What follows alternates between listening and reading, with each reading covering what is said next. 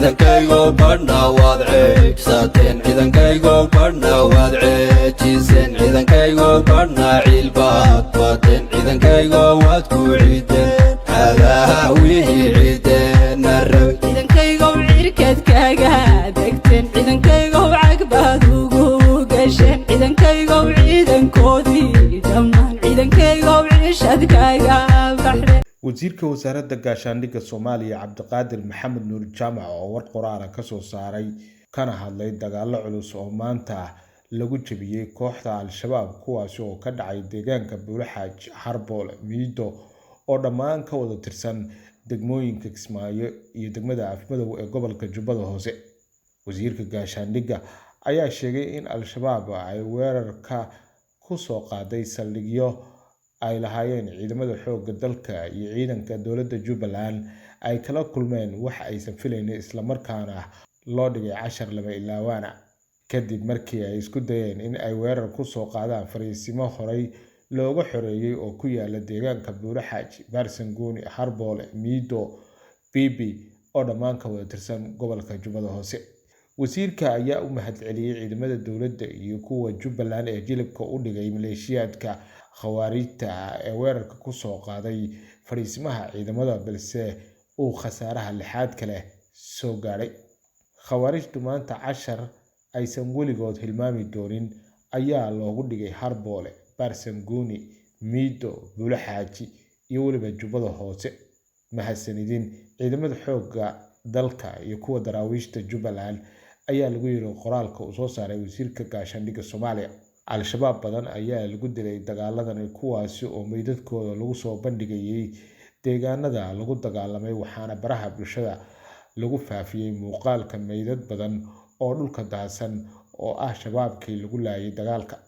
sidoo kale waxaa laga soo furtay hub fara badan oo ay wateen xubnaha la laayay sida lagu sheegay war qoraal oo shaacisay dowladda Jubbaland. deegaanka Buulaxaaj ee gobolka Jubbada Hoose oo hoostaga degmada Kismaayo ayaa saaka waxaa daadsanaa baqtiga khawaarijta oo tirabeel ah. sidoo kalena waxaa halyeeyada Jubbaland ay furteen hub fara badan oo ay ka furteen argagixisada iyagoo islaha ku dhibaateeya dadka rayidka ah ee deegaanka degan. waxaa kale oo la sii raaciyay qoraalka sidoo kale deegaanka Harboole waxaa banaanada daadsan meydad kor u dhaafaya 60 waxaana jira dhagar qabayaal badan oo wali nool oo lagu daba joogo kuwaasi oo dhaawac iyo waliba dhibaato ay ka soo gaadhay dagaalkii ka dhacay Miido Harboole iyo Buulaxaaj. dhinaca kale ma jiro wax war ah oo ka soo baxay kooxaha argagixisada ee Al-Shabaab iyo kooxaha kale oo ku aadan dagaalkii ka dhacay maanta gobolka Jubbada Hoose kaas oo ay guulo waaweyn ka gaareen ciidamada Jubbaland iyo kuwa xoogga dalka. deegaanada lagu dagaalamay ayaa waxaa maalmo ka hor kala wareegay Al-Shabaab ciidamada Jubbaland iyo kuwa xoogga dalka kuwaas oo maalmihii ugu dambeeyay kordhiyay howlgallada ka dhanka ah Al-Shabaab. wali waxaan dhexda kaga jirnaa wararkii ugu dambeeyay ee dagaalkii maanta ka dhacay deegaano badan oo ka tirsan gobolka Jubbada Hoose khaasatan degmooyinka Afmadow iyo waliba magaalada Kismaayo. in ka badan 200 oo maleeshiyaad oo ka tirsan kooxaha argagixisada oo isugu jiray kuwii ku dhaawacmay weerarkii saaka ay ku halaagmeen ee ka dhacay deegaanka Buulaxaaj Harboole iyo Miido iyo kuwa firxad ah ayaa duqeyn dhinaca cirka lagula eegtay deegaan ay isku urursanayeen oo ka tirsan degmada Badhaadhe ee gobolka Jubbada Hoose. deegaankan oo lagu magacaabo Dalaayada oo qiyaas ahaan 18 kiiloomitir degmada Badhaadhe u jira ayaa lagula eegtay duqeyn dhinaca cirka ah oo ay fuliyeen saaxiibada caalamiga ah ee Soomaaliya waxaana halkaasi lagu gaarsiiyay khasaare kala duwan. madaxweynaha dowladda Jubbaland Mudane Axmed Maxamed Islaan ayaa waxa uu hambalyo u diray ciidamada daraawiishta Jubbaland iyo ciidamada xoogga dalka.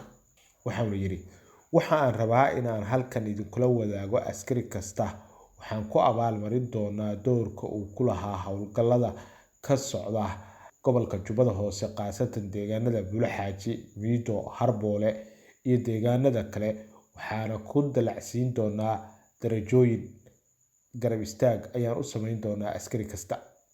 waliba raggii fuliyay howlgalkii ugu dambeeyay ee sida gaarka ah u sameeyay abaalmarin gaar ah ayaan siin doonaa. sidaasi waxaa yiri madaxweynaha dowladda Jubbaland Mudane Axmed Maxamed Islaam oo dhiirigelinayay ciidanka dowladda Jubbaland iyo ciidamada xoogga dalka ee maanta sameeyay howlgallada. Ra'iisul Wasaarihii hore ee Soomaaliya Mudane Xasan Cali Khayre ayaa bogaadiyay guushii taariikhiga ahayd ee geesiyada Jubbaland ay ka soo hooyeen deegaanka Buule Xaaji kadib markii ay jab xoogan ay gaarsiiyeen argagixisada oo isku dayday in ay weerar dhuumasho ay halkaasi ay ku soo qaadaan. Xasan Cali Khayre ayaa sidoo kale madaxweynaha dowladda Jubbaland Mudane Axmed Maxamed Islaam ku amaanay doorkiisa hogaamineed ee howlgallada iyo sida uu mar walba u dhiirigelinayo geesiyada dagaalka kula jira kooxaha argagixisada. Waxaan hambalyo iyo bogaadin u dirayaa ciidanka xoogga dalka iyo ciidanka daraawiishta Jubbaland oo guul taariikhi ah ka soo hooyay dagaalkii maanta khawaarijtu ay la galeen deegaanka Buule Xaaji, Mido, Harboole, Baarsanguuni iyo dhammaan deegaanadii kale ee ka dhaceen dagaalada. Si gaar ah madaxweynaha Jubbaland Mudane Axmed Maxamed Islaam ayaa ugu bogaadinayaa sida uu ugu guntaday hogaaminta dagaalka khawaarijta ee banaystay dhiigga iyo hantida ummadda Soomaaliyeed. Sidaas waxaa yiri ra'iisul wasaarihii hore ee Soomaaliya Xasan Cali Khayre oo taageero iyo bogaadin u muujiyay guushii maanta ay gaareen ciidamada. Waa hagaag intaas warbixintaas ayaan ku soo koobaynay oo kormar aan ku sameynaynay waxyaabihii ugu dambeeyay ee ka soo baxay maanta guulihii waaweynaa ay gaareen ciidamada Jubbaland iyo kuwa xoogga dalka. Fadlan daawade haddaad nagu cusub tahay oo ku cusub tahay barahayaga bulshada channelka subscribe noo saar, barnaamijka noo like garee oo noo share garee siduu meel fog u gaaro. Mahadsanidin.